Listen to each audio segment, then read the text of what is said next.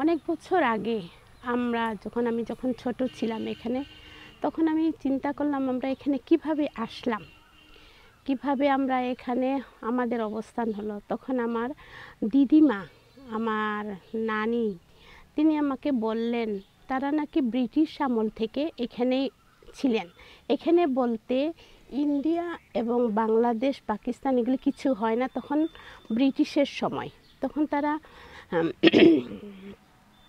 ওই পারে তাদের ফলের বাগান, আর এই পারে তাদের ধানের ক্ষেত।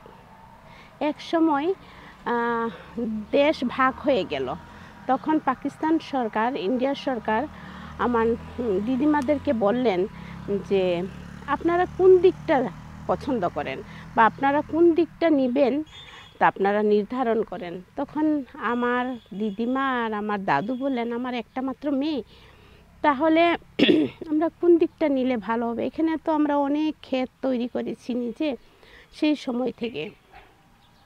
তখন দাদু বললেন ঠিক আছে, তাহলে আমরা ওই ফলের বাগানটা আমরা ছেড়ে দিব। ইন্ডিয়ার সাইড ওইদিকে অনেক জায়গা, কিন্তু ওই পারে আমাদের এই জায়গাটাই, কিন্তু এই যে মূলত যেটা আমরা এখনও আছি, ওইদিকেও রাজাই নাম, এদিকেও রাজাই নাম। তখন আমার দিদিমা, আমার দাদু বললেন ঠিক আছে আমরা ওখানে একটা ছেড়ে দিব আর আমরা এখানে থাকব। ওইভাবে আমরা এখানে আমার দিদিমারা এখানে অবস্থান করলেন। ওইভাবে আমাদের এখানে থাকা, আমরা কিন্তু আদি থেকে এখানেই ছিলাম, আমার বংশধররা এখানেই ছিল, এই পারেই ছিল। তারপরে এইভাবে আমরা এখনও এখানেই অবস্থান করছি।